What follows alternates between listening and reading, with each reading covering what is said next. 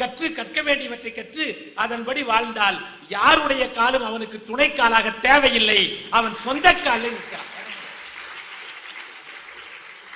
சொந்த காலில் நிற்கணுமா? கல்வி வேற எதுவுமே கிடையாது, எல்லாம் அழிஞ்சிடும். கல்வி மட்டும் 7 பிறவி இருந்தாலும் கூடவே வரும். அதனாலதான் வள்ளுவர் சொல்றார், ஒருமைக்கண் தான் கற்ற கல்வி ஒருவருக்கு எளிமையும் ஏமா புடைத்து. 7 பிறவிக்கு வரக்கூடிய கல்விதான், வேற எதுவும் கிடையாது. கல்வியின் வேர்கள் கசப்பானவை, கல்வியின் வேர்கள் கசப்பானவை என்றாலும் அதனுடைய கனிகள் இனிப்பானவை. நிறைய பேருக்கு படிப்பு தான் வெறுப்பா இருக்கு. எனக்கு அப்படிதான் இருந்தது, இல்லைன்னு சொல்ல. 75 புத்தகம் எழுதியிருக்கிறேன். இப்ப என்னுடைய புத்தகத்தை ஆராய்ச்சி பண்ணி 10 பேர் PhD வாங்கியிருக்காங்க. இன்னும் படிச்சுட்டு இருக்கேன். அந்த டேஸ்ட் நமக்கு தெரியாத விருப்பு இல்லை, வேற ஒண்ணுமே இல்லை. வெறுப்போட படிச்சு அது வராது. எப்படி வரும்? கொக்கை தேடி குளம் வருமா?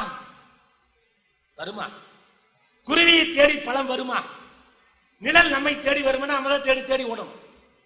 நிறைய பேருக்கு பார்த்தா அதுக்கு பார்த்து சொன்னா, அந்த வாழ்க்கை 2ஆக வகுத்த தமிழன் என்ன செஞ்சேன், அறம் அகம் புறம்னு சொல்லி அகத்துக்கு 400 பாடு, புறத்துக்கு 400 பாடு வச்சுவேன்.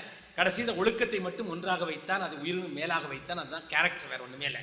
திறமை இருந்தா சிகரத்துக்கு போலாம், ஒழுக்கம் இல்லாட்டி தீகார் ஜெயிலுக்கு தான் போவான். எவ்வளவு பேர் பேப்பர்ல பாக்குறோம்.